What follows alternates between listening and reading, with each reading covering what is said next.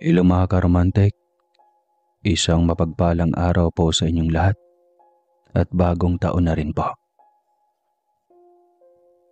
Bago ko simulan ng kwentong ito, isang paalala lang po lalo na sa mga taga-Negros o nakakaalam sa kwentong ito. Sana po ay huwag nyo nang banggitin ang lugar mismo. Ang kwentong ibabahagi ko kasi ngayon ay sikat na pangyayari noon sa Negros noong mga 90s. Kaya sana ay itago nyo na lang ang lugar sa mga nakakaalam para makaiwas po tayo sa tao na magka-interes dito. Yun lang po at simulan na natin ang kwento. Kaunting kaalaman kung bakit natin ipinagdaraos ang bagong taon. Ayon sa aking pagsaliksik, sa unang pagkakataon sa kasaysayan, ipinagdiwang ang bagong taon noong Enero 1, 45. Bago pa man dumating si Kristo sa mundo. Ayon sa Roman Calendar. Sa Julian Calendar, na idinisenyo ni Julius Caesar matapos siyang maging diktador ng Romanya, ang isang taon ay binubuo lamang ng 365 at 1/4 na araw. Dinagdagan ni Caesar ng 67 araw sa 45 BC. Ginawa niya itong 46 BC or before Christ. Nagsimula iyon sa Enero 1 sa halip na sa Marso. Ipinag-utos din niya na sa bawat 4 na taon, isang araw ang idadagdag sa Pebrero. Magulo ba? Magulo talaga yan kung mahina tayo sa math. Ngunit hindi ito tungkol dyan ang kwento dahil iyan ay kaunting kaalaman lamang kung bakit natin patuloy na sinasalubong ang bagong taon. At maniwala man kayo o sa hindi, may ibang nilalang sa mundong ito ang kasama natin ay sumasalubong din sa bagong taon. Sila ay mga engkanto na nasa kabilang dimensyon. Iilan lamang sa atin ang binihiyaan ng pambihirang kakayahan para makita ang mga katulad nila.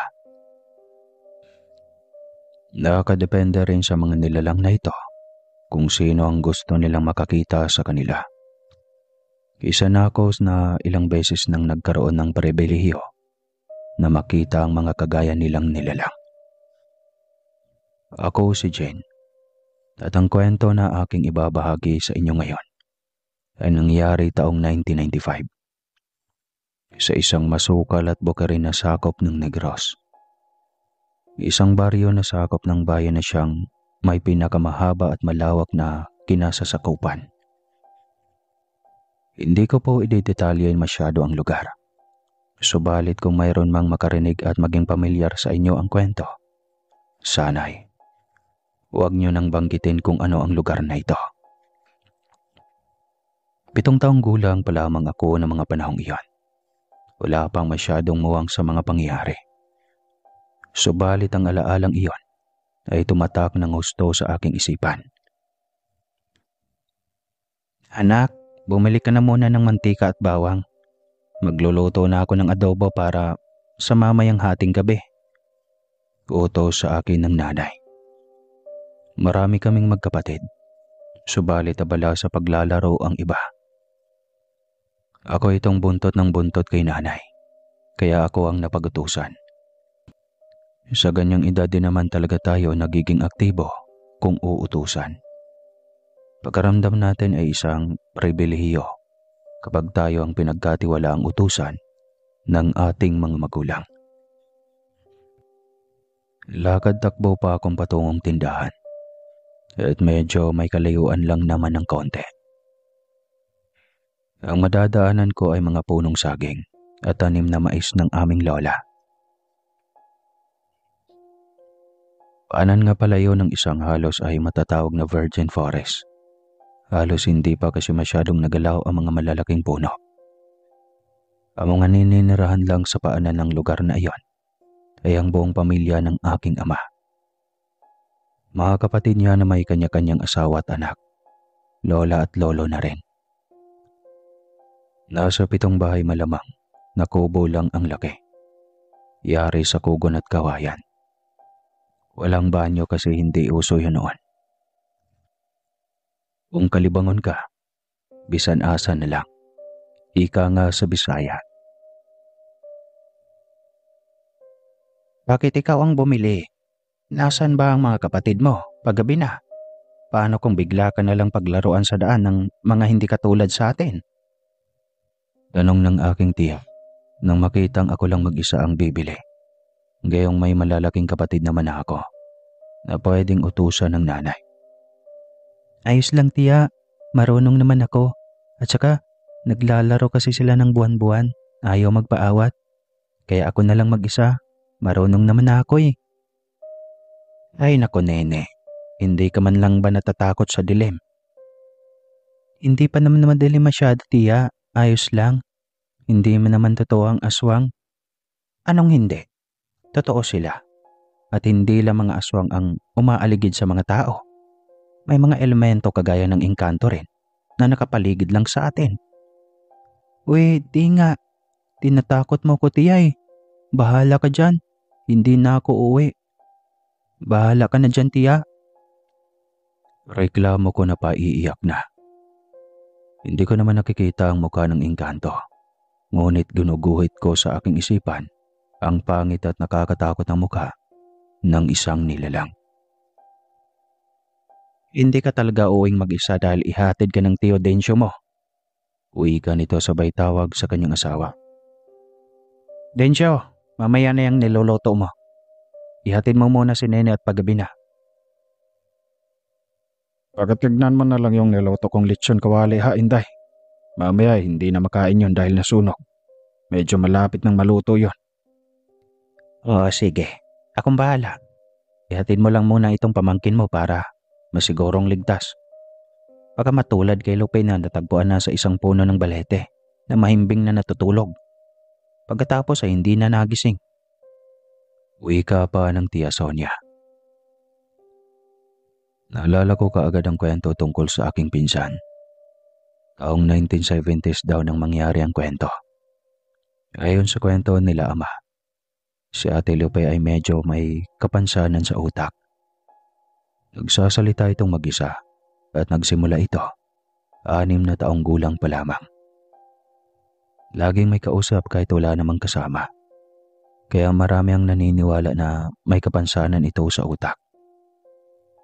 13 anyos daw siya nang mangyayari iyon. Hindi nakapag-aral si Ate Lupe, gawa ng kahirapan. Sa murang edad ay naging breadwinner siya. Naging kanang kamay ng kanyang ama. Kababaeng tao ang bibigat na mga pasang trabaho. Isa na roon ang pag-aararo. Sa edad na 10 ay natuto na itong magbalanse ng pagpapahila ng araro sa kalabaw. At kahiligan itong maligo sa batis kung saan ay madadaanan ito tuwing pauwi at papunta sa kanilang sakahan. Kahit ganoon si Ate Lupe ay lagi pa nitong kinikwento ang kaibigang si Losyo. Ayon dito ay nakatira sa puno ng balete ang lalaki. At dahil minsan na raw siyang nakapasok sa bahay nito, na nagkalat ang ginto sa sahig ng bahay. Hindi lang ginto, kundi iba't ibang makukulay at mamahaling bato. Ngunit dahil ang akala nila ay may kaunting kapansanan sa pag-iisip si Lupe, ay isinawlang bahala nila ito. Hanggang sa dumating sa punto na madalas nang ginagabi ng uwi si Lupe. At ang laging sinasabi ay namamasyal sila ng kaibigang si Losyo sa mundo nito. Minsan ay pinapagalitan ito ng ina. Ngunit mukhang nahuhumaling na ito sa kung ano man ang ginagawa nito. Umabot na sa punto na nawawala ito ng halos 1 linggo bago umuwi. Nalughog na nila ang kanilang buong sakahan at kung saan pa ay hindi nila ito mahanap. Dahil sa pagkabahala ay nagpasya ang ina na patignan ito sa albularyo. Ngunit gano'n na lang ang pagkagimbal nang may matuklasan ang albularyo dito. Sus, Ginoo, ano itong nangyari sa anak niyo? Kasabay ng pagkagulat ay ang pagkabahala ng mga magulang ni Lupe sa naging reaksyon ng albularyo. Bakit po? Takang tanong ng mga magulang na Lupe sa albularyong si Lolo Fernando. Nako, itong anak niyo. Madalas itong dinadala ng elemento sa kanilang mundo. Wika nito. Anong elemento po, Lolo? Mga engkanto at madalas siyang pinapakain ng pagkaing itim. Ano po ang mangyayari sa anak ko ngayon, Lolo? Ipagpaumanin ninyo, ngunit wala akong maitulong. Kahit anong gagawin kong ritual at paggamot, ay hindi natatalab sa kanya. Malakas ang kapangyarihan ng mga iyon sa ganong bagay. Hindi ko malalabanan kung saan na tumanggi siyang kainin ang mga ibinigay niya sa kanya ng mga nilalang na iyon. Mahabang salaysay ng matanda. Ano nang mangyayari sa anak ko, Lolo? Naiiyak na tanong ni Tia Sima, ang ina ni Ate Lupe. Asahan niyong sa susunod na mga araw ay wala na ang kaluluwa ni Lupe. Ang iyong anak, maiiwan sa iyo ang katawang lupa niya. Ngunit ang kaluluwa niya ay nandun na sa kanila. Kwento pa ng albularyo. Hindi matigil ang pag-iyak ni Tia Sima, habang si Ate Lupe naman ay halos walang alam at wala din itong pakialam. Habang pauwi sila ay magulo ang isip ni Tia Sima. Nag-iisip siya ng paraan, baka may magagawa pa sila para hindi mangyari ang sinasabi ni Lolo Fernando. Isa pang albularyo ang kanilang nilapitan. Katulad ni Lolo Fernando ay subok na din ang galing nito dahil marami na rin itong nakalaban ng mga ibang nilalang. Ngunit sa kasamaang palad ay ganun lang din ang naging sagot nito. Alang kahit sino mang magaling na albularyo ang makakapigil sa gustong gawin ng isang engkanto sa mortal. Oras na mapakain na nila ito ng itim na pagkain. Lolo Pamping, may tiwala naman po ako sa lakas at bagsik ng iyong kapangyarihan. Kaya parang awa mo na, Lolo Pamping.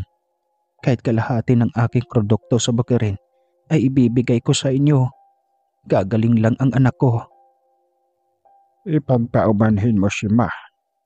Walang sino mang mortal ang makapagligtas sa ganitong sitwasyon. Bantayan niyo na lang ng mabuti ang inyong anak. Uwi ka rin ito. Bagsak ang balikat na Tia Sima habang bitbit pa uwi ang anak. Kahit anong higpit nila kay Ate Lupe, ay talagang hindi nila makokontrol dahil bigla na lang nawawala. Hanggang sa isang gabi, para makasiguro na hindi ito makalabas, idoble ang kadena at kandado ang ginamit nila na trangka sa pintuan. Tinulugan lang din sila nito. Nakatulog sila ng mahimbing na mag-asawa matapos makitang mahimbing na ang tulog ni Lupe. Kinabukasan, maagang nagising si Tia Sima. Ginising niya si Lupe para makapagkape kasama nilang mag-asawa. Nakasanayan din itong magkape kasama nila bago tumungo sa kanilang sakahan. Nakailang yugyug at tawag na ang Tia Sima, ngunit walang reaksyon si Ate Lupe. Ang inakala nila ay masama ang loob nito dahil laging kinakandaduhan sa bahay at hindi na sinasama sa pagsasaka. Ngunit buong maghapon na itong ginising ay hindi pa rin magising-gising, kahit ungol man lang. Umabot na ng 2 buwan na gano'n ang sitwasyon ni Ate Lupe. Umabot sa punto na ipinalibing na si Ate Lupe ng kanyang mga magulang. Masakit para rito, ngunit alam nila na iyon na ang mangyayari kay Ate Lupe. Ayon na din sa mga albularyo. Simula noon ay nilisan nila ang kanilang bahay. Lumipat sa bahay malapit sa bahay nila Lolo at Lola. Ang inabandonadong bahay ay naging haunted house. Dahil maraming kababalagan umano ang nangyayari.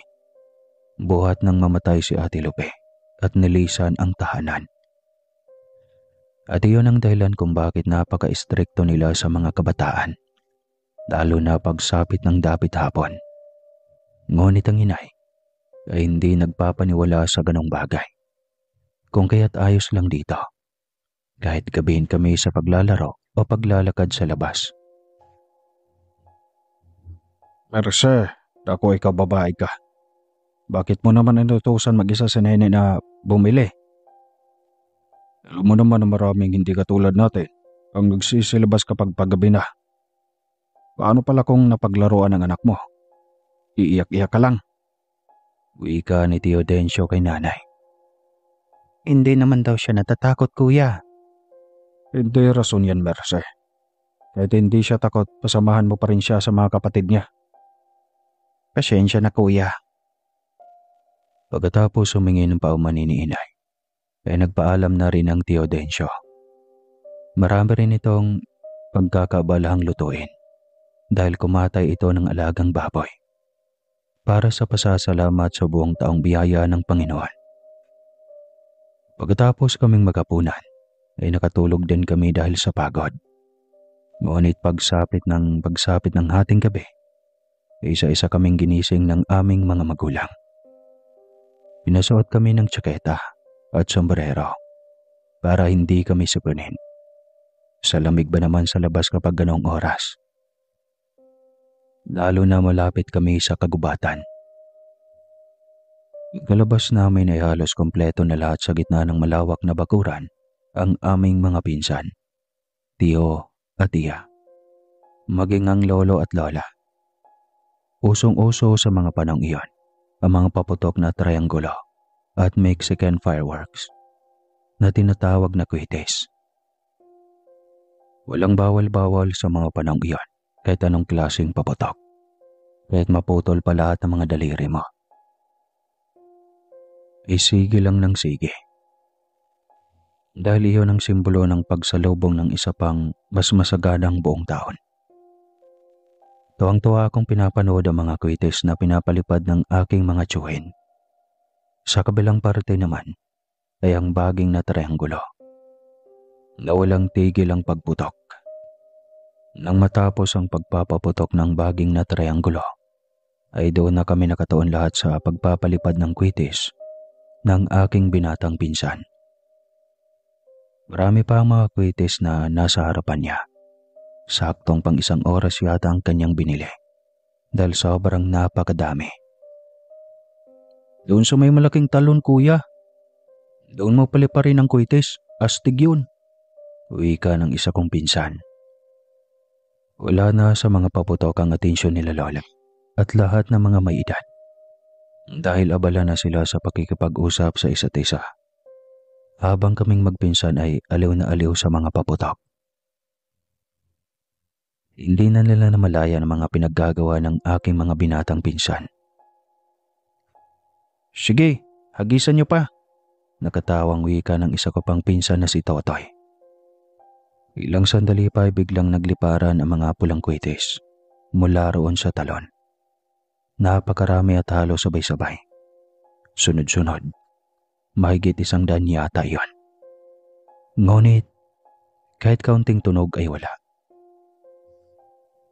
Hala, saan galing yan? Wala nang magbang kabahayan dyan. At saka, bakit kulay pula at hindi pumuputok? Tanong ng aking pinsang dalaga.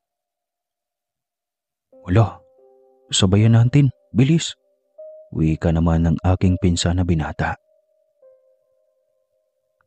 Agad silang sabay-sabay na 4 na nagsindi ng kwites at inihagis sa talon.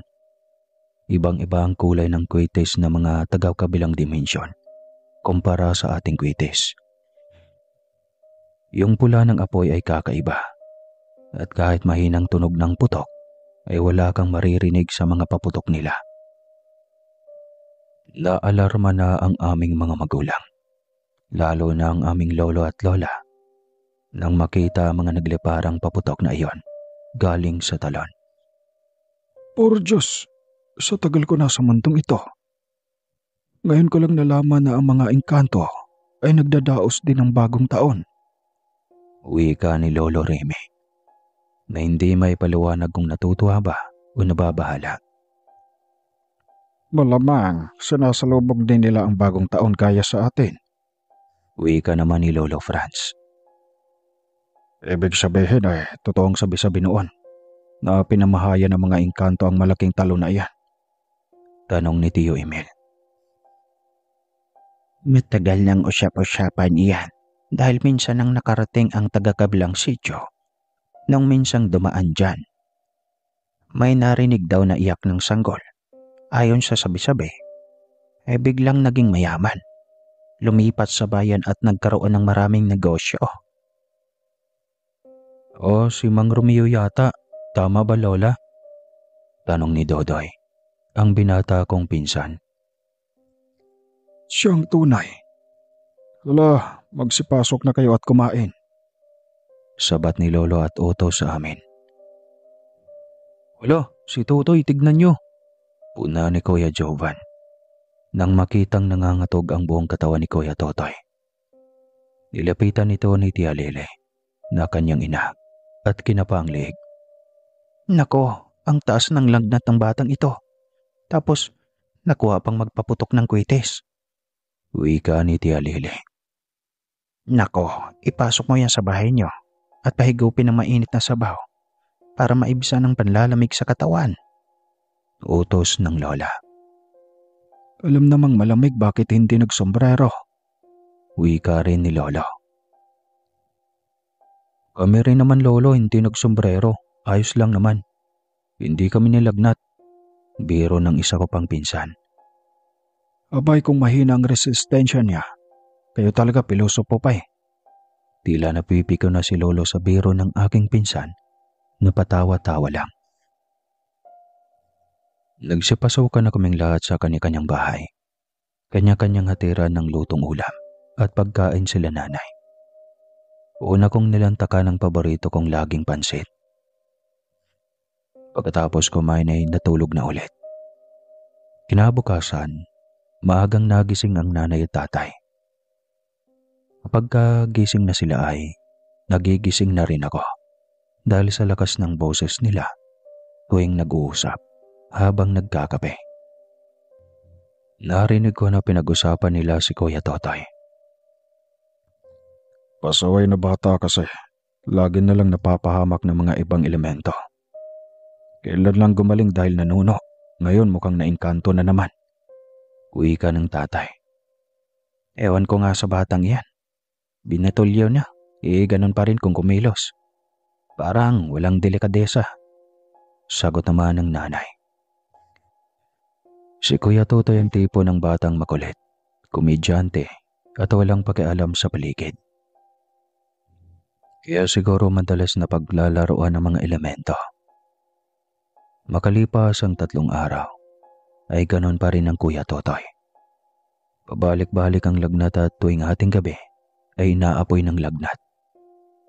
Naisip nga ng ina nito na dalhin sa albularyo ang aking pinsan. Ano bang ginawa niyo? Bakit ito pinarusahan? Tanong ng matanda. Anong ibig niyong sabihin, Mang Antonio? Tanong ng tiya. Aking gabay, ipakita sa akin ang nakaraang pangyayari. Sambit ni Mang Antonio habang hawak ang ulo ni Totoy. Umuungol si Totoy habang nakapikit ang mga mata. Mas lalong tumindi ang nararamdaman nito nang malaman ang engkanto na dinala si Totoy sa albularyo para magamot. Makalipas ang ilang sandali ay minulat na ni Mang Tonyo ang kanyang mga mata. Pagkatapos ay tinitigan nito si Totoy. May natamaan kang anak ng engkanto sa paanan ng inyong bahay sa may malaking talon.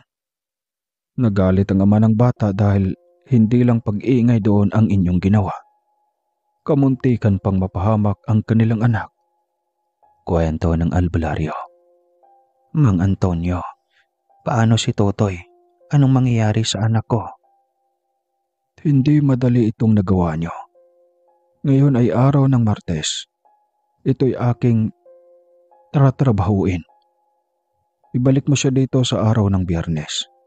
Sa ngayon itong tubig na inalayan ko ng panalangin ito na muna ang ipainom mo sa kanya. Lagyan mo na rin ng dahon ng saging ang kanyang noo palagi. Yung talbos ng dahon ng saging ha. Bili ni Mang Tonyo. Nang makauwi ay agad silang inusisa ng lahat. Kahit ako na isang munting bata ay naging interesado na rin. Sa murang edad ay naiguhit ko na sa aking isipan ang mukha ng mga nakakatakot na engkanto. Kahit wala naman akong nakikitang mukha ng mga ito. Ang sabi kasi nila ay mga masasamang nilalang. Kaya sa utak ko ay kapag masama ka, ay nakakatakot ang itsura.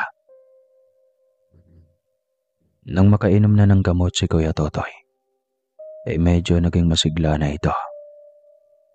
Sumasama na ito sa mga kaedaran naming pinsan na makipagkwentuhan. Ngunit pagsapit ng hapon ay ganon pa rin. Inaapoy pa rin ang lagnat. Dahil din sa mga pangyayari, ay nakapagdesisyon ng tatay na lumipat na sa proper baryo. Ang sityo kasing iyon ay lubang napakalayo sa Kabiasnan at sinasabing maraming elemento ang namumugad. Dahil nga sa ito ay may mga malalaking punong kahoy at malinis na yamang tubig na galing sa talon. Ang talong nagdudugtong-dugtong na laging may puno ng balete. Sinasabing ito ang paboritong tirahan ng mga engkanto. Ang malapit sa talon dahil malamig ang paligid. Walang pag-alinlangang ang inang pumayag dahil sa takot na baka sa kanila rin mangyari ang nakakatakot na bagay na ito. Gumaling naman si Kuya Totoy at pagkatapos din ng nangyari ay napagdesisyonan din ng kanyang mga magulang na lumipat din sa proper. Unti-unting sumunod ang iba pa hanggang sa naabandona ang lugar. Dahil doon ay mas lalong naging nakakatakot ang nasabing lugar at mas marami pa ang kababalagan na nangyayari. Minsan ay nagliliwanag sa lugar na iyon.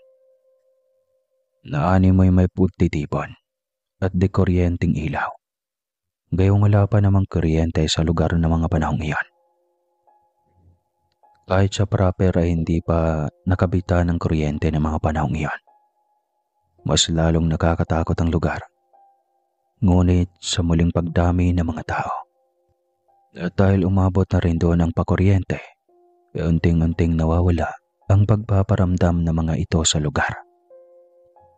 Hanggang dito na lang po. Ang kwentong ito ay hinango sa totoong pangyayari sa buhay.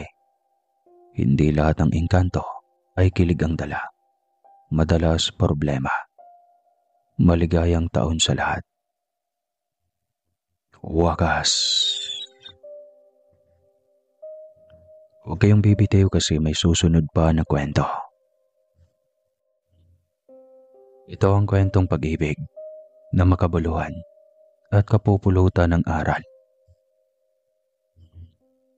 Halina't pakinggan ng isang buhay pag-ibig na may halong kababalagan, punong-puno ng emosyon at madamdaming eksena. Anong mahirap sa gagawin mo, Lisa? Magpapanggap ka lang naman na ako. Lisel, wala ka bang konsyensya? May nobyo ka? Laro bakit ka pa nakipagrelasyon sa tao kung lulukuhin mo lang pala? Ang dami mong satchat. Kaya kita kitunguha sa probinsya ay dahil may trabaho tayo. Walang may nakakaalam na may kambal ako. Kaya wag na wag kang aalis ng apartment o lalabas hanggat hindi ko sinasabi. Bilin sa kanya ng kanyang kambal. Naguguluhan ako sa iyo, Lisel. Reklamo ni Lisa. Laking probinsya sila at kambal na ipinanganak ni Aling Esther. Kung paano tila pinagbiyak na mansanas ang dalawa, ay gano'n naman kabaliktaran ang kanilang pagkatao.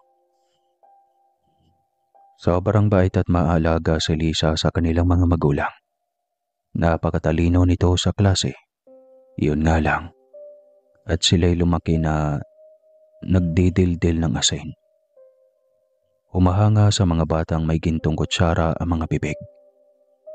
Ngunit iba kong mangarap ang dalawa. Lalo na si Lisel na sobrang praktikal. Gusto nito ang easy money. Samantalang si Lisa naman ay maprinsipyo. Kaya laging nagsusunog ng kilay noong kabataan upang lumaking matalino at ngayon nga ay isa ng lisensyadong guro. Basta Lisa, wag ka munang lumabas ng apartment. Ang itim mo, halatang galing ka ng probinsya. Ganito ang balat ko noong unang dating ko dito sa lungsod. 1 linggo lang, kikinis agad yung balat mo. Akong bahala sa'yo. Anong balak mong babae ka? May trabaho ako sa probinsya. Alam mong nagtuturo ako, di ba? Alam mo Lisa, ang bobo mo. Kala ko ba matalino ka? Magkano lang ba ang sahod mo sa pagiging guro? Samantalang dito, instant milyonaryo tayo dahil sa sobrang yaman ng CEO na nagkagusto sa akin. Sa iyo naman pala nagkagusto, bakit pati ako'y damay? Alam mong may nobyo ako, di ba? Lisa. Alam mo ang sarap mong tirisin. Teacher ka nga. Napakabobo mo naman. Yung tricycle driver na babaero ang ipinagmalaki mong nobyo. Diyos ko naman Lisa, gumising ka nga. Maging praktikal ka. Iwanan mo na ang trabaho mo at ang gago mong nobyo. Anong gagawin ko? Simple lang. Magpanggap kang ako. At oras na magiging kasal na kayo, ay ambunan mo kami ni Marco ng lahat ng yamang tinatamasa mo. Bobo ka rin, Lisel. Hindi mo man halata. Balik na panlalait niya sa kanyang kambal. How dare you? Galit na singhal ni Lisel sa kanya. How dare you ka rin? Isipin mo nga, tinawag mo kong bobo dahil pumatol ako sa tricycle driver. Ikaw itong pumatol sa tambay na may asawa. Ano sa tingin mo ang tawag doon? Ang ingay mo. Sundin mo na lang ang gusto ko dahil utang mo sa akin ang buhay ko. Hindi na siya umimik pa nang muli na namang isinumbat sa kanya ni Lisel ang utang na loob na meron siya dito. 5 taon na rin ang nakalipas nang pilitin ito ng kanilang ina na i-donate sa kanya ang isa nitong kidney. Kung hindi dahil dito ay patay na rin sana siya ngayon at sa boss na rin ang ina nilang nag-donate din ng malaking halagang pambayad sa doktor at mga gamot. Kaya siya sunod-sunuran sa utos ng kambal niya dahil laging sumbat ang aabutin niya tuwing tumatanggi siya sa gusto nitong mangyari. Ito, tignan mo. Wika ni Lisel. Sabay pakita sa litrato ng isang CEO. Napatitig siya dito at tila ba pamilyar sa kanyang mukha ng lalaki. Hindi na nga lang niya matandaan kung ito mga ba yun o kamukha lang. Hindi na rin niya maalala kung saan. Oh, starstruck agad. Ang lantiya. Akala ko ba may nobyo ka? Hindi, kasi parang pamilyar. At saka, matanda na ito eh. Parang nasa 40 na ata. 37 lang yan. Na-stress nung mamatayan ng asawa 5 years ago. Napatango na lamang siya. Hindi pa rin mawala sa utak niya ang mag-isip kung saan niya nakita ang lalaki. Pinakilala ito ni Lisel sa kanya. Si Jared Thompson, isang CEO ng mga sikat na beauty product. Marami pa itong multiple businesses at lagi itong nagta-travel for some business sa ibang bansa. Napakahabang ng hair nitong kambal niya. Isang CEO ang nagkagusto. Gayong ubod ng sama ng ugali. Hindi naman sa sinisiraan niya ito. Baliktaran kasi talaga niya ito. Ngunit ewan ba niya at ito pa madalas ang siniswerte sa lahat ng bagay. At tanggapin na lang yata niya sa sarili na isinilang siyang malas. Iniwanan siya ni Lisel dahil may bibilin itong mga pangangailangan sa bahay. Pagkarating nito ay bitbit na nito ang ilang supot ng groceries. O ito, mga pampaganda at pampaputi mo. 1 linggo lang. Tiyak nagaganda niya ang kutis mo. Natatakot ako sa gagawin mong to, Lisel. Wala kang dapat ikatakot dahil hindi naman ito illegal. Kasalanan ba natin kung may magkakagusto dito sa ating ganda? Alam naman nating iisa lang ang mukha natin, kaya walang mahirap. Hindi na siya umimik pa. Dahil oras na magreklamo siya ulit, ay tiyak na uungkatin na naman ito ang kanyang utang na loob. Makalipas ang 10 araw ay nagising si Lisa sa mahinang katok ng pinto. Bumangon agad siya para pagbuksan at baka ang kanyang kambal ito. Nagtaka pa siya dahil ang paalam nito ay 3 araw itong mawawala. Ngunit kahapon pa lang naman ito umalis. Les, Hindi niya na ituloy ang kanyang sasabihin at nagulat nang makitang pamilyar na mukha. "Love, kumusta?" Tanong nito. Nakakatunaw ang mga titig nito. Hindi niya kayang labanan. Napagtanto niyang sobrang mahal nga nito ang kanyang kambal. Paraan pa lang ng mga titig nito ay nagsasabing, "Ikaw ang lahat sa akin." "Love, bakit sobrang tahimik mo? Masama ba ang pakiramdam mo? Kaya mo ba ako pinupunta rito?" Sunod-sunod na tanong nito. um, mm, Tanging sagot niya sabay tango. Dahil natatakot siyang mailabas ang kanyang boses. Hindi niya alam kung magkaiba ba sila ng boses na Lisel. Ngunit marami naman ang nagsasabing pati boses nila ay halos kapareho. Hinagkan siya nito sa labi nang hindi niya napaghandaan. Napadilat ang kanyang mga mata sa gulat. Dahil hindi siya sanay at lalong unang halik iyon sa kanyang tanang buhay. Maglilimang buwan na sila ng kanyang nobyo at imenado siyang babaero iyon. Ngunit nare-respeto nito ang kanyang desisyon. Tanging halik sa noo at kamay lamang ang nagawa nito sa kanya.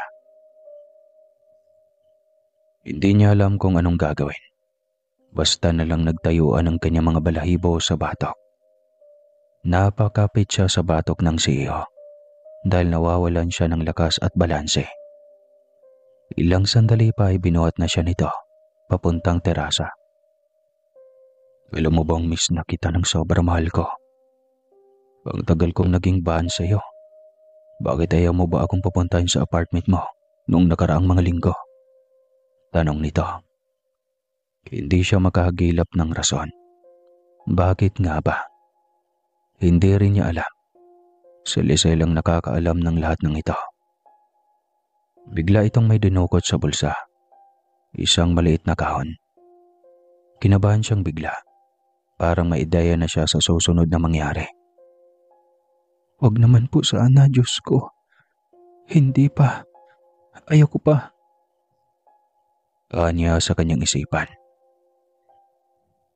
Ngunit hindi na yata mapigil pang naglalaro sa kanyang utak. Lumuhod ito sa kanyang harapan. Halos hindi niya na marinig ang tibok ng kanyang puso dahil sa sobrang lakas ng pagtambol nito. Hinawakan ni Jared ang kanyang kaliwang kamay. Tapos ay kinuha ang singsing sa loob ng kahon. "Love, will you marry me? My lovely Lisel del Rosario." Tanong nito habang nakatitig sa kanyang mga mata. Tila nagising siya bigla nang marinig ang pangalan ng kanyang kambal. Nakalimutan niyang isa nga pala siyang impostor na nagpapanggap na isang Lisel at wala siyang magawa kundi ang sumunod sa agos at kung saan man siyang direksyon tatangayin. "Love," puukaw nito sa naglalakbay niyang diwa. Yes. Yes, love." Taranta niyang sagot. Maganoon itong hinagka ng kanyang kamay. Pagkatapos ay ipinasok ng marahan ang singsing na hawak nito sa kanyang palasinsingan. "Salamat, mahal ko. Ang tagal ko nang pinapangarap ito. Kay tagal kitang hinanap. Wika pa nito. Hindi siya sumagot. Tipid ng ngiti lamang ang kanyang isinukli. Hindi naman siya makarelate dahil wala naman talaga siyang alam. Bukas na bukas ay ipapakilala kita sa aking kumpanya bilang aking fiancé. At gusto kong madaliin ang ating kasal, mahal ko. Wika nito. Depende sa iyo. Anya. Sayang, sobrang saya sana ng iyong ina. Kung nakikita ka niya na naglalakad sa pulang karpet habang ikakasal. Kaso ay, wala na ang iyong ina. Patay na rin katulad ni Mami. Patay? Patay na ang nanay? Gulat na tanong niya. Oo, patay na sabi mo, di ba? Mag-isa ka na lang sa buhay. Halos magkatulad tayong nawala ng mga magulang. Hindi siya makapaniwala sa ginawa ni Lizelle. Pinatay nito sa kwento nito ang buhay nilang dalawa ng kanilang ina. Kaya pala hindi man lang ito nagawang bisitahin sila ng kanyang ina, ay dahil itinuring na silang patay nito. Love, bakit? Naalala mo ba ang iyong ina? Sorry to remind you. Hindi. Ayos lang. Ganoon talaga. Tanging sagot niya.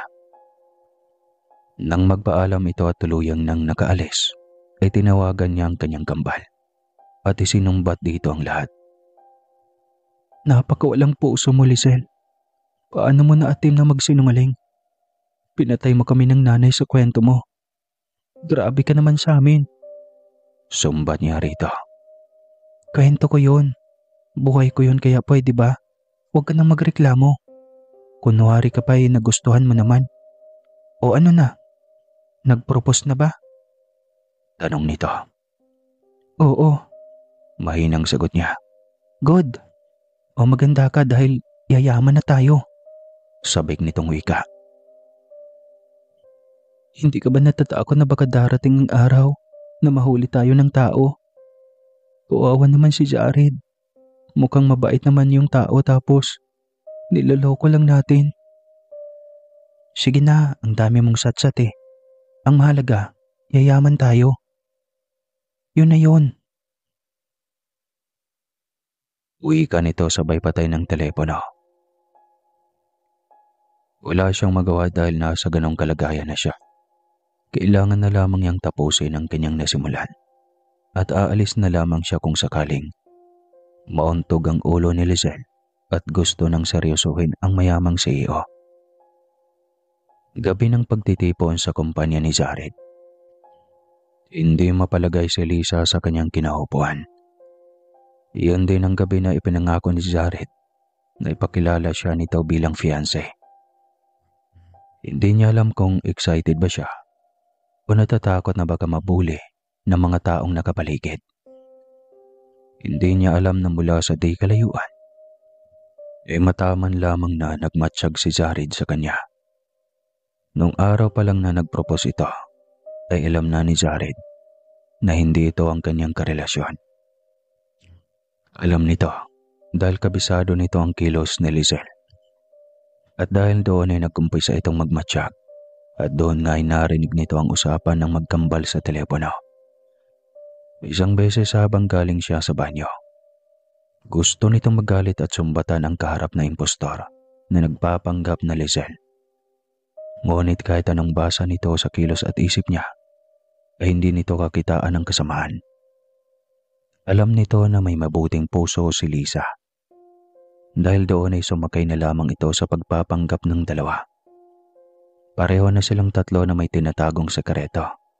Ang galing naman nun.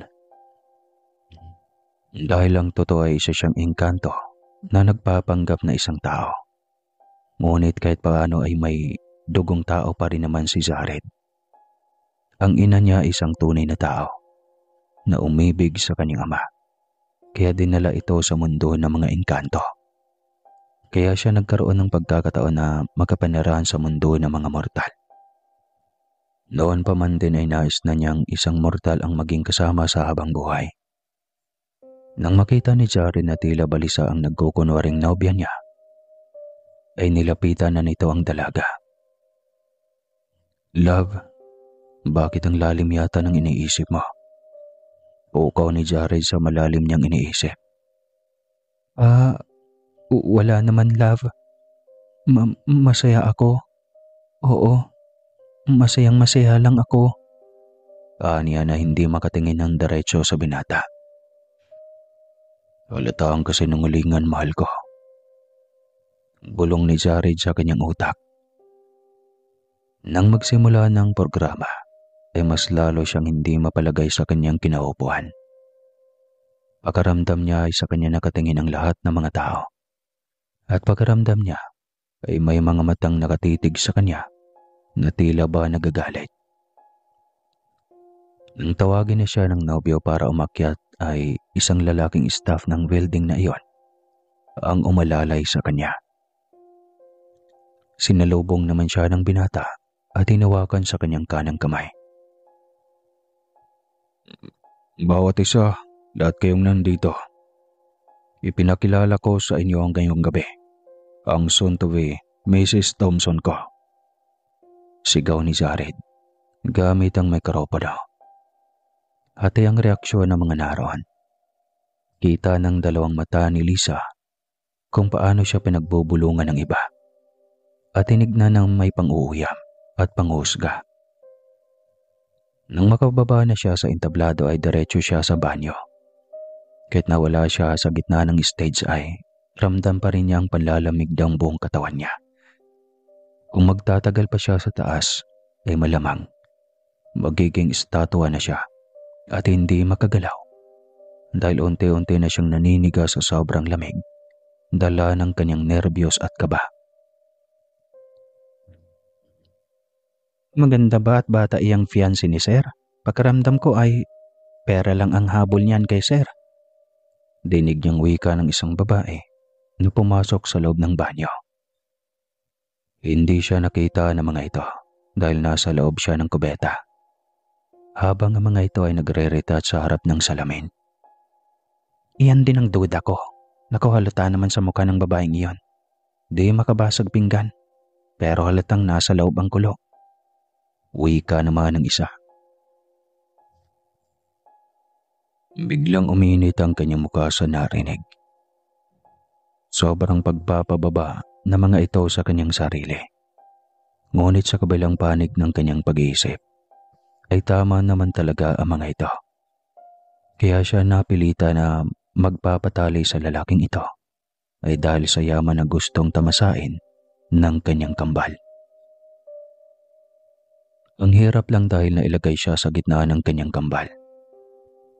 Wala naman siyang balak na maikasal sa mayaman na yon. Tricycle driver nga ayos na sa kanya. Ang mahalaga ay nagmamahalan sila ng totoo. Hinintay na lamang niya na makalabas ang mga ito. Siya pa yata ang mahiya kapag nalaman ng mga ito na pinag-uusapan ng kanyang buhay. Habang naglalakad siya sa hallway pabalik sa venue, ay nakasalubong niya ang dalawa na namang babae. Masama ang titig ng mga ito sa kanya. Iyak may masasabi na naman ang mga ito. Nako, halata namang pera lang ni Sir ang habol nito. Tignan mo naman ang itsura. Abay kay layo ng agwat ni Sir sa kanya, ha? Wika ng isa.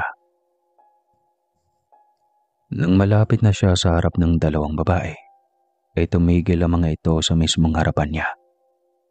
Tinitigan pa siya nito mula ulo hanggang paa. Ngumiti ito ng may pang-uuyam.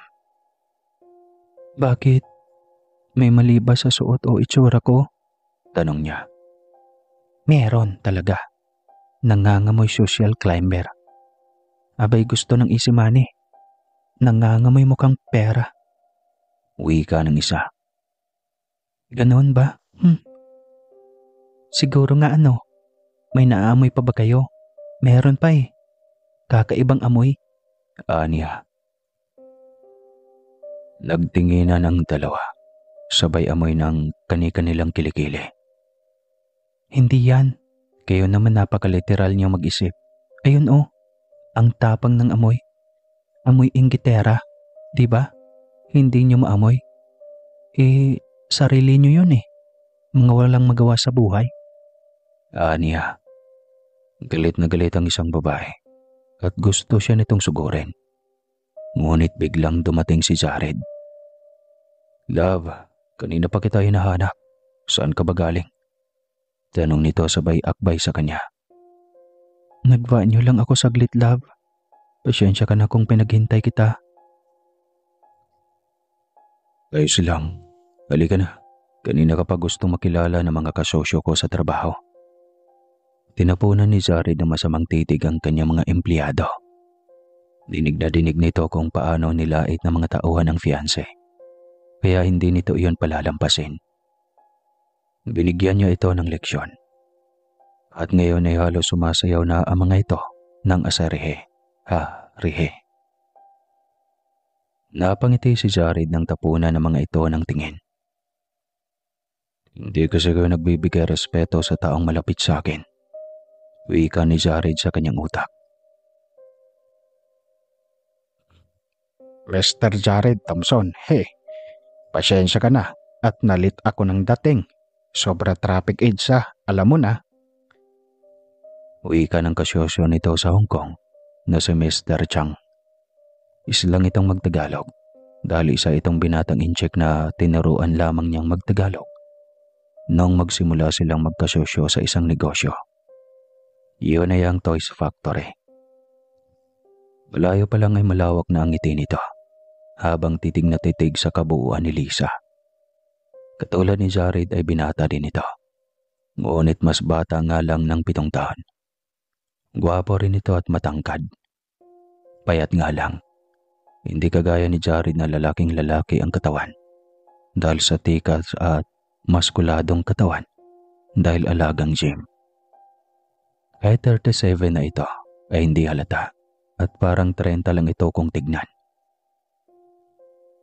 Ayos lang Mr. Chang. You are too early naman for the next activity. Biro ni Jared. Ang tinutukoy naman ito ay ang sayawan. Ngumiti ito at pasulya-sulya pa rin kay Lisa. Tsaka lang naisip ni Jared na ipakilala siya sa kasosyo nito. Sorry. Si Lisel del Rosario nga pala. Ang soon to be misis ko. Masayang pakilala nito. Oh, she is. Ang ganda pare. Biri nito. Sabay halahad ng kamay. Napatitig si Lisa sa makinis nitong kamay. Sabay tingala at tinignan ang reaksyon ni Jared. It's okay. Bulong nito. Tsaka lang siya nakipagkamay at tila ayaw pang bitawan ng binata ang kanyang kamay. Nahiya pa naman siya sanang makipagkamay dahil alam niyang magaspang ang kamay niya dahil sanay sa maraming trabaho. Nahalataan ni Jared na may kakaiba sa kasosyo. Kaya ito na ang bumawi ng kamay ni Lisa mula sa incheck. If you don't mind, pare. Pwede bang mag-excuse mo na kami ng aking soon-to-be misis? Magalang na paalam ni Jared kay Mr. Chang. Hindi naman ito tumanggi dahil may mga kakilala rin ito na naroon. Agad na dinala ni Jared si Lisa sa penthouse ng hotel. Pareho silang tahimik habang patungo sa nasabing silid. Pagkarating doon ay saka lang siya kinausap ng binata. Dito ka muna. Magpahinga ka muna dito. Wika ni Jared.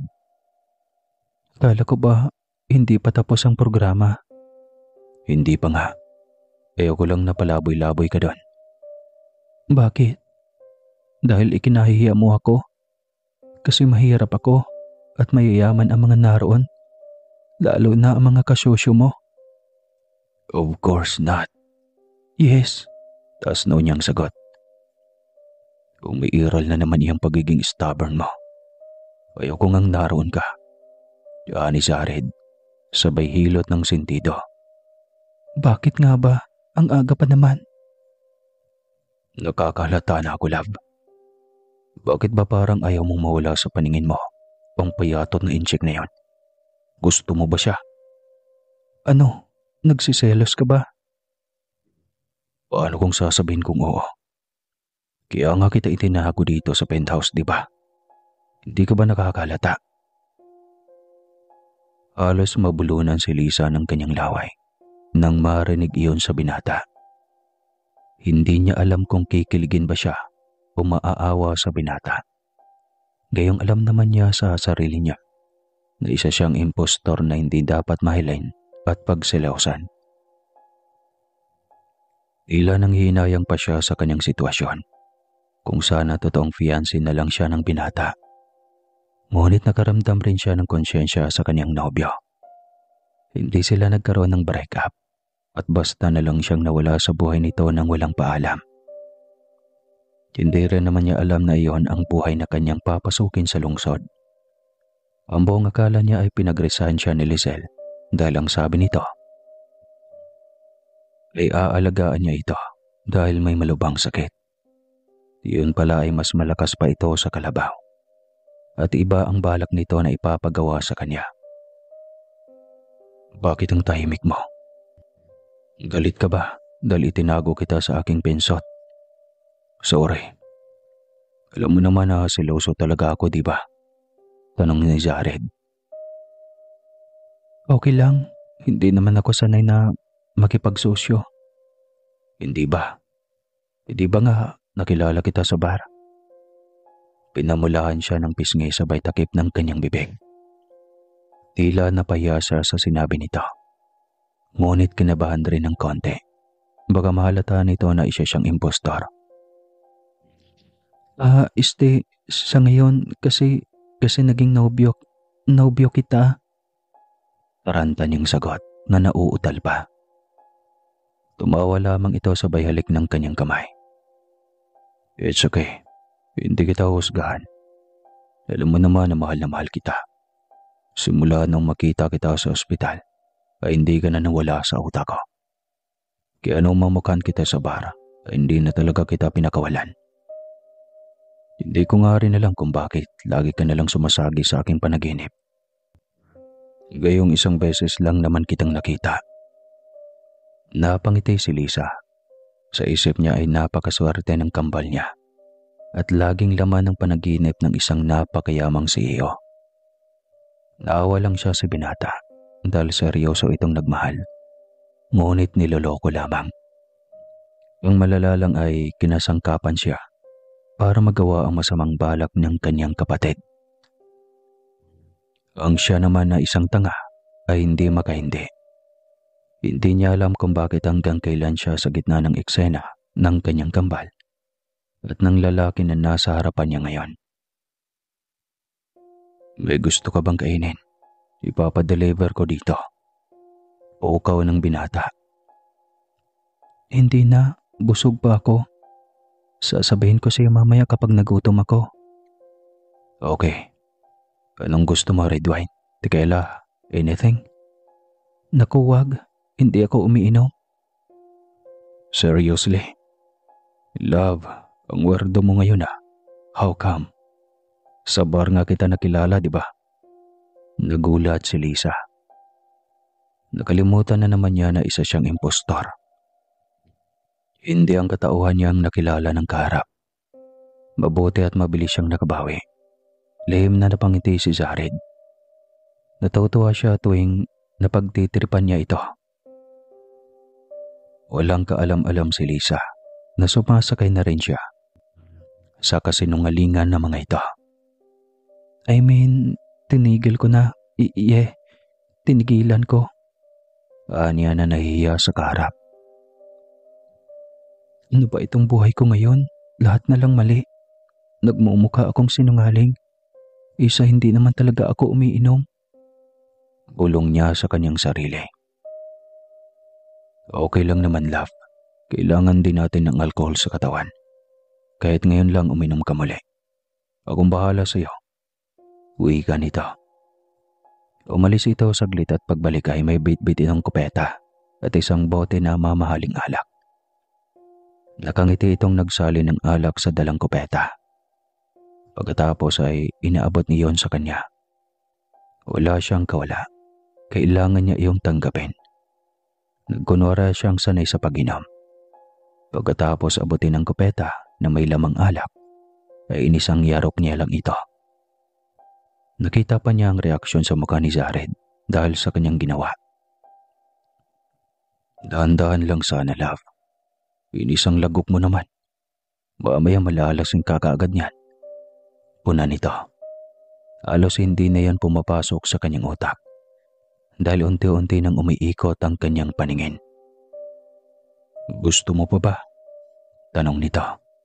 Kahit nakangiwi siya sa pait ng alak na hindi niya maintindihan ang lasa, ay tumango pa rin siya. Ramdam na rin niyang pag-ikot ng kanyang mundo. Matapos lunukin muli ang ibinigay ni Jared, ay tuluyan na siyang nalasing. Kaya humiga na siya sa kama kung saan siya nakaupo. Lasing ka na? Imposible naman. Ang lakas mo kaya uminom. Uwi ka nito. Ngunit hindi na niya ito pinansin pa. Mas lalong bumilis ang pag-ikot ng kanyang paligid. Halos hirap na siyang maimulat ang kanyang mga mata. Tumabay ito sa kanya sa pagtulog. Marami itong sinabi at tanong, ngunit hindi na niya nasagot. Dahil sobrang lakas ng tama ng alak sa kanya. Tuluyan na rin siyang pinatulog ng alak. Nagising na lang siya umaga na wala ng saplot. Pagkagising niya ay napapikit pa siyang muli sa sinag ng araw. Ngunit nang makapang tila may kulang sa kanyang katawan, ay napadilat siya ng kanyang mga mata. Inapa niya ang buong katawan upang masiguro. Wala siyang damit. Diretso siyang bangon habang itinakip ang kumot sa kanyang harapan. Sakto ring nagising si Jared sa kanyang tabi. Paglingon niya rito ay nakatingin ito sa kanya na nakangiti. Nagtama ang kanilang mga mata at halata sa mga mata ng binata ang kaligayahan. Anong nangyari? Anong ginawa mo?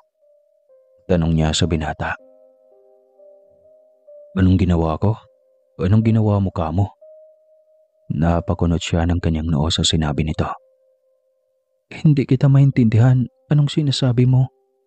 Alam mo bang pwede kitang idemanda? I-rape me. Sigurado ka? Ako pa ang nangre-rape sa'yo. Ikaw itong nagubat sa harapan ko. Kahit sinong tandang. Kapag may palay na nakahain para tukain, ay hindi tatalikod. At bakit mo naman ako idedemanda? Ikakasal na rin naman tayo. Litanya ni Jared. Hindi siya makasagot sa sobrang kahihiyan. Subalit wala rin naman siyang maalala. Kahit anong pilit niya ay walang pumapasok sa kanyang isip.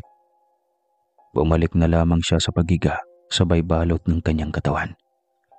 Ramdam niyang hapde kaya alam niyang wala na. Isinuko na niya sa binatang nag-iisang mansanas na may biyak ng konti at nagsisilbing kayamanan ng mga babae. Kayamanan pala yon, kaya yung iba mahal, no? Napakisilot siya nang maramdaman ang kamay ng binata na gumagapang sa kanyang bewang. Nagtayuan ang kanyang balahibo nang maramdaman ang hininga nito sa kanyang leeg. Don't worry. Papakasal tayo sa lalong madaling panahon. Wala kang dapat ipangamba. Bulong nito. Wala siyang reaksyon. Ano naman ang isasagot niya? Hindi naman siya pwedeng kiligin dahil hindi naman niya ito nahubyo. Kailan nga lang niya ito nakita. Ngunit kung ikukumpara naman ito sa nobyo niya, ay di mahamak na mas gwapo ito at macho. Yung nobyo naman niya kasi ay sunog sa araw. Gwapo naman ito kaso pangit, di joke lang. Gwapo naman ito kaso ay sabi ng iba ay babaero daw. Hindi pa naman niya napatunayan dahil wala pa naman siya nakitang ibang babae na kasama na ito maliban sa kanya. Natigil ang kanyang pag-iisip nang magpaalam si Jared na papasok sa opisina nito. Dito ka na titira, love. Dito na tayo sa penthouse, magsasama.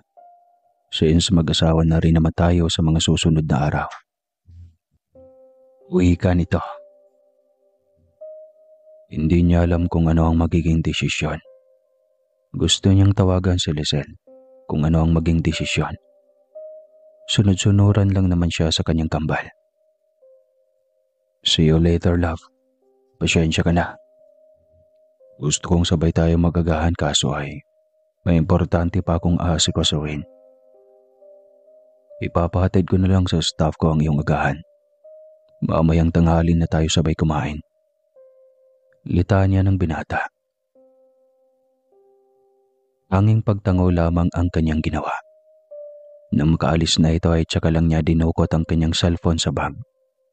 Agad niyang idinaya lang isang numero ng kanyang kambal. Mabilis naman itong sumagot. Istorbo ka naman. Ano bang kailangan mo? Galit na tanong nito. Saan ka ba? At ang ingay ng background mo? Tanong niya sa kanyang kakambal. Nasa kasino ako. Malamang nagsusugal kasama ang mahal ko. Bakit ba? Naku, Lizelle, baka malulong ka sa sugal at mapariwara ang buhay mo. Huwag mo akong pangaralan. Gawin mo ang trabaho mo. Yun nga napatawag ako sa iyo. Kasi hindi na ako pauwiin ni Jared sa apartment mo. Dito na daw kami titira ang dalawa. Gusto niyang magsama na kaming dalawa. Ano? You mean, may nangyari na sa inyo? Kagabi kasi nag-propose na siya tapos iyon. Naku Lisa, mabuti yan. Ano? Lizelle, paano kung mabuntis ako? Ayos lang. Ayaw mo nun? Mas malaki ang allowance mo buwan-buwan. Sige na. Huwag ka nang tatawag muli. Basta nandito sa akin ang credit card ay walang problema. Uwi ka nito sabay patay ng telepono. Nailing na lamang siya sabay pasok ng kanyang cellphone sa loob ng kanyang bag. Dumaan ang mga araw. Habang tumatagal ay mas nakikita niya ang kabutihan ng binata. Minsan ay nakakaramdam siya ng konsyensya. Paano niya naatim na lokohin ang napakabait na tao? Nandito na lahat. Kagapuhan, karangyan sa buhay at kabutihan ng loob. Malas lang at napunta at nagpaloko sa isang babaeng walang kwenta. Habang patagal ng patagal, mas lalo niyang nakikita ang kabaitan ng binata. Hanggang sa dumating ang araw ng kanilang kasal. Tila nasanay na rin siya nakasama ang binata at sa araw na iyon ay magiging asawa na niya ito. Hindi nga lang ang buong siya dahil sa papel ay kay Lizelle ito itatali at hindi sa kanya. May paiyak-iyak pa si Jared sa harap ng simbahan habang naghihintay sa kanya. Samantalang siya ay halos mamatay na sa nerbyos at kaba na baka may sumigaw sa labas ng simbahan na huwag ituloy ang kasal dahil kalokohan lang ang lahat para sa kanya. Isa lamang siyang impostor at ang totoong pakay naman ay ang pera lang ang habol dito. Pakaramdam niya tuloy ay pinagkaisahan nila si Jared, gayong wala naman itong ginawang masama sa kanila. Puro kabutihan lamang lahat ang ipinapakita nito sa kanya. At sinong babaeng manhid ang hindi mahulog ang loob kung ganon kabait ang lalaki? Lahat na lang ng mabubuting katangian ay nandito na. Ang kinakatakutan niya ay ang pagsabog ng katotohanan. Hindi pa niya alam kung paano magalit si Jared. Mayaman ito at kaya nitong mag-hire ng killer sakaling gusto nitong ipapatay sila dahil sa ginawa nitong panloloko dito. You look nervous, love. Why? Kuwi ka ni Jared nang nasa harapan na siya nito. I'm sorry. No, that's normal. Ako din naman, may nervyos ng konti lang naman. Kasi sa wakas, magiging totoong misis na kita. Kawawa ka naman, bulong niya. Ano ulit, love? Wala. Ang sabi ko, napakaswerte ko. Sagot niya. Natigil sila sa pagbubulungan nang magsalita na ang pari na siyang magkakasal sa kanila. Tila walang pumasok sa isip niya habang kinakasal sila. Malayan na lamang niyang patapos na nang tanungin siya ng pare. Tanging yes idol lang ang kanyang naisagot na hindi man lang makuhang tignan sa mga mata ang kaharap Pagkatapos ng party sa reception, ay diretso na sila sa airport. Naghihintay doon ng private plane na kanilang sasakyan. Patungong Japan ang sabi nito sa kanya. Saan tayo? Tagang tanong ni Lisa nang makita ang naghihintay na eroplano. Doon tayo mag-honeymoon sa Japan na love. Ayaw mo doon? Tanong ni Jared. Siyempre, gustong gusto.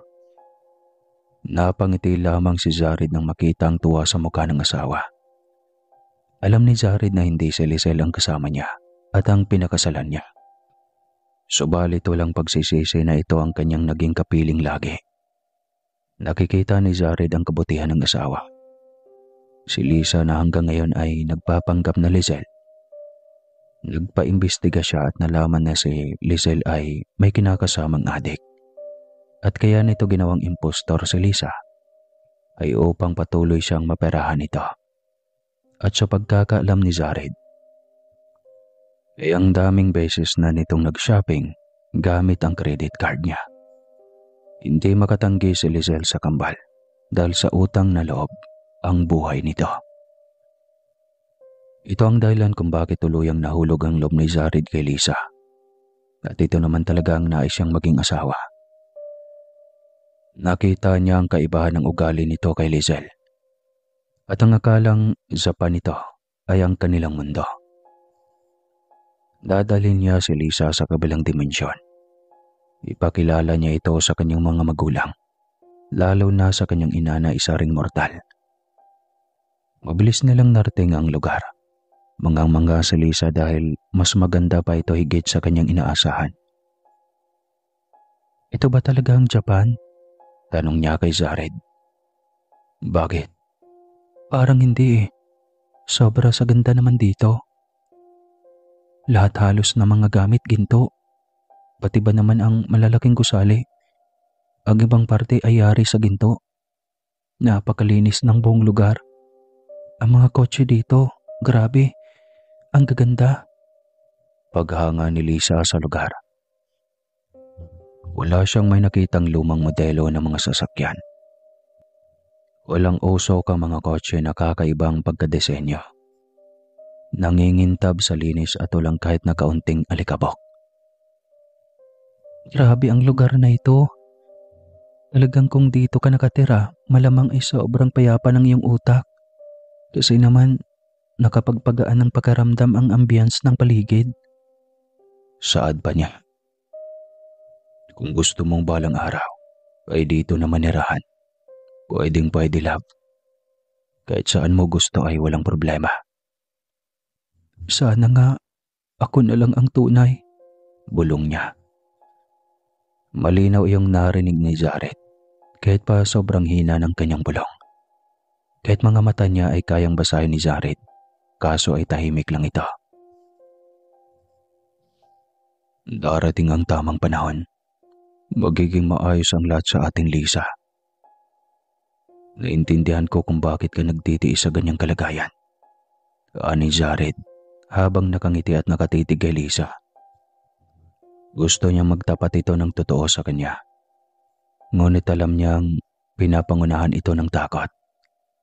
Hintayin na lamang ni Jared ang panahon na magkaharap-harap silang tatlo.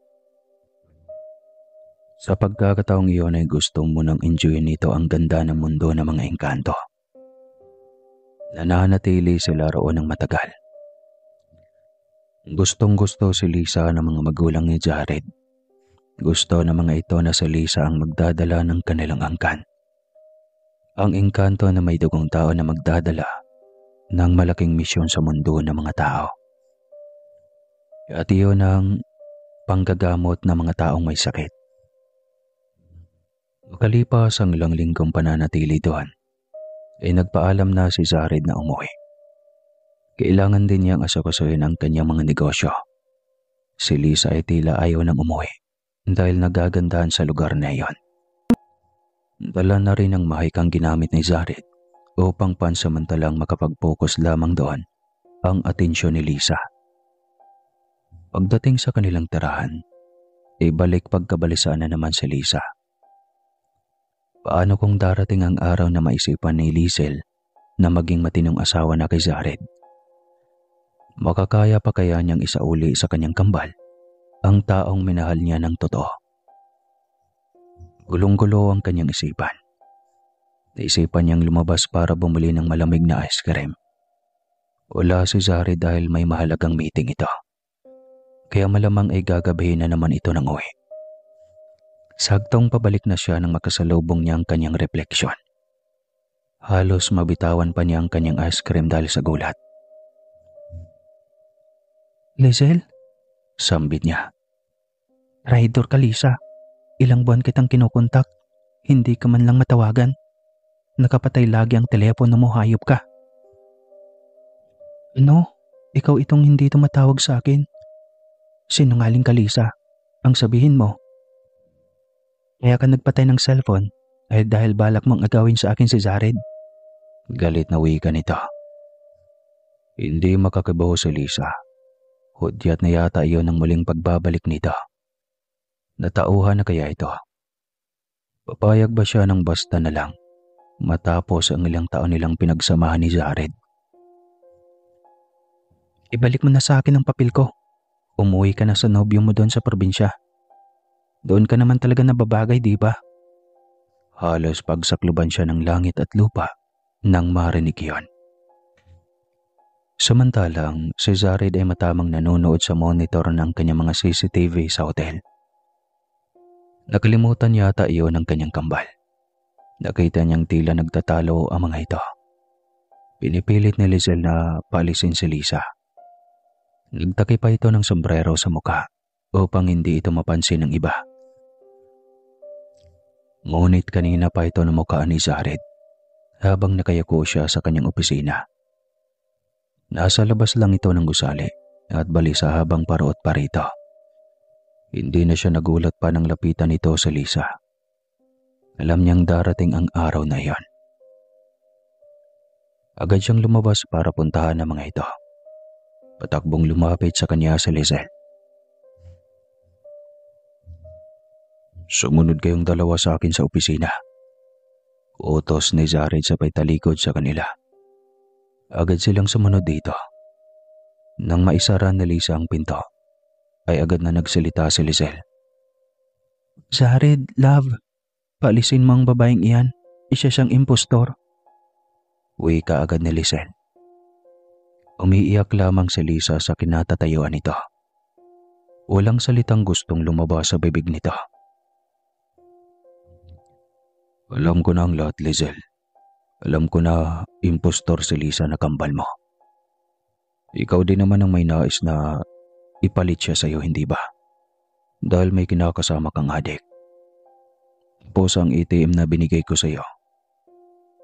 Nalimas mo na. Kaya ka andito ngayon. Kapwa nagulat si Liesel at Lisa. Mas lalo pa silang nagulat nang palayasin ni Jared si Liesel. Hindi. Ayoko. Ako dapat ang maiwan. Reklamo nito. Biglang nagalit si Jared. Harap-harapan itong pinapakita ang totoong anyo nito. Ang nakakatakot na mukha ng isang engkanto na nagbabaga ang mga mata. Balot ng kulay bardeng ugat ang mukha at buong katawan. May mahabang buhok na umaalon. Tuwing dadaanan ng hangin ng bentilador. Maging ang mga kuko nito ay nakakatakot sa paa. Tila ito ay may mga ugat na gumagapang sa lupa. Napaatras si Liesel nang makita ang halimaw na mukha nito. Halos liparin na nito ang labasan. Nang tuluyan na itong mawala ay tsaka lang bumalik sa katawang tao si Jared. Hindi ka ba tatakbo? Hindi ka ba natatakot sa akin? Tanong ni Jared. Umiling si Lisa. Hindi ako nakabase doon sa kung anong halimaw na katauhan meron ka. Dahil nakasama kita ng matagal. Alam ko na mabait ka. Alam ko na minahal mo ako ng totoo. Dahil ramdam ko iyon. Napangiti si Jared sa kanyang naging sagot. Salamat, mahal ko. Anito sabay yakap sa kanya. Mahal na mahal kita, Lisa. Mas mahal kita, Zared. Kahit isa akong engkanto. Kahit anong halimaw ka pa, Zared. Basta mahal kita. Mas lalo siya nitong niyakap ng mahigpit. Simula na iyon ang kanilang matibay na pagsasama. Hindi alintana ni Liza anuman ang katauhan ng kanyang asawa. Samantalang si Lizelle ay ipinasok at ipinagabot nila sa mental hospital. Bigla itong nabaliw nang makita ang tunay na katauhan ng dating nobyo. Marahil ay iyon na ang inani niyang karma. Hindi madali ang ginawa niyang paggamit at panloloko. Kaya umani siya ng kaparusahan sa kanyang nagawang kamalian. At yun po ang handog ko sa inyo sa taon na ito. Maligayang bagong taon sa lahat. At sana'y mag-ingkantuhan pa tayo hanggang sa susunod na mga araw. Wakas! Ingat sa paputok. Baka pumutok yan sa loob. Di joke lang.